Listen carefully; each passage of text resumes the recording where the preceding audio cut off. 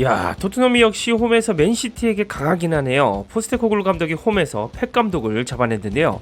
이 카라바오컵 4라운드에서 토트넘은 2대1로 맨시티를 이기고 다음 라운드에 진출했습니다. 강력한 우승 후보인 맨시티를 꺾다니 말이죠. 그런데 선발 라인업을 살펴보면 어느 정도 납득이 가는 경기였습니다. 일단 우리 손흥민 선수가 부상으로 인해서 출전이 제외된 경기였습니다. 포스테코글루 감독은 4-3-3 포메이션을 꺼냈는데요. 베르너, 솔랑케, 존슨의 스리톱을 출격시켰습니다. 그리고 2선에는 클루셉스키, 벤탄쿠르, 사르가 나섰습니다. 포백에서 큰 논란이 될 만한 변화가 있었습니다. 반더벤이 우도기 대신에 좌측 윙백으로 깜짝 출격했습니다. 드라구신이 로메로와 짝을 이뤘고 포로의 백업으로는 그레이가 나왔습니다. 골키퍼 장갑은 비카리오가 꼈습니다. 자, 이를 상대하는 맨시티의 펩 감독의 선발 라인업이 역시나 약했습니다.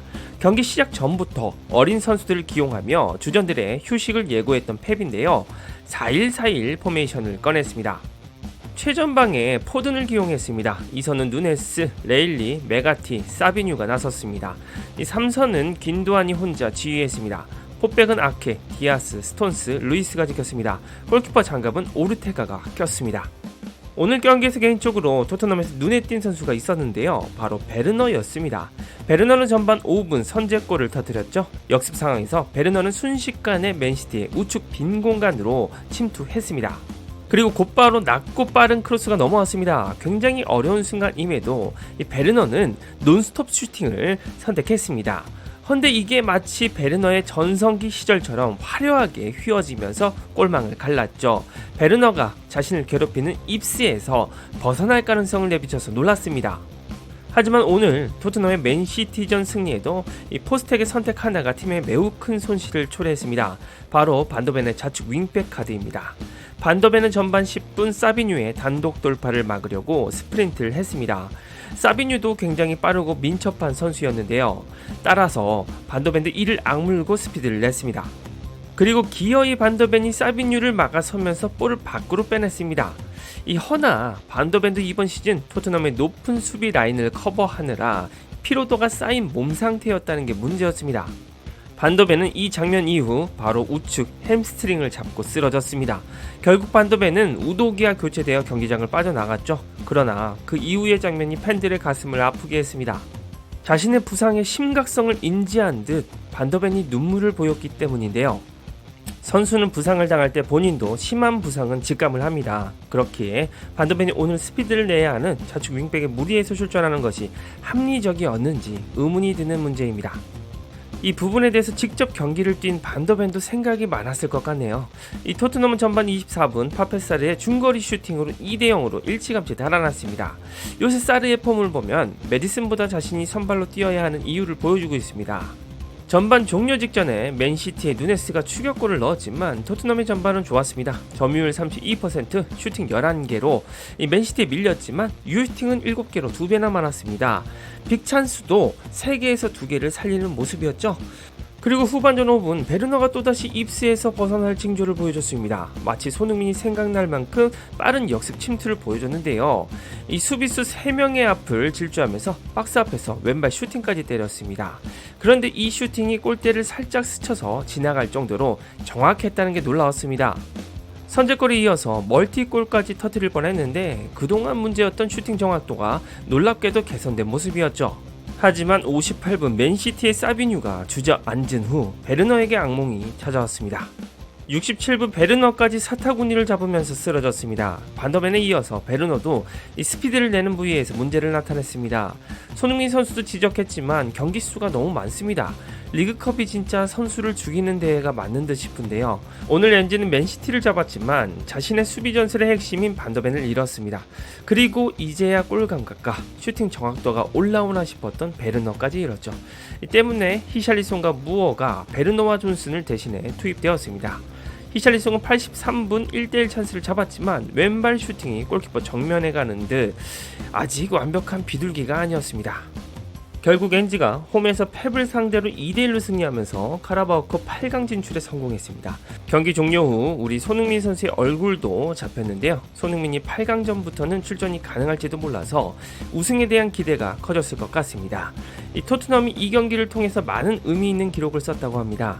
일단 이번 시즌 모든 대회에서 맨체스터 시티에게 첫 패배를 안긴 팀이 토트넘이었습니다. NG 감독이 자신의 전술의 모토였던 펩을 꺾어서 무척이나 기쁠 것 같네요. 반면에 맨시티는 이 토트넘의 홈에서 징크스를 써내려 갔다고 합니다. 맨시티는 토트넘의 홈 8경기에서 6패를 당했습니다. 유독 맨시티가 토트넘의 홈에 가면 작아지는 면이 없지 않아 있네요. 오늘은 펩 감독이 1.5군도 안 되는 전력으로 나왔기에 어쩔 수 없었던 면도 있습니다. 이번 경기에서 주목하셔야 할 선수가 있었습니다.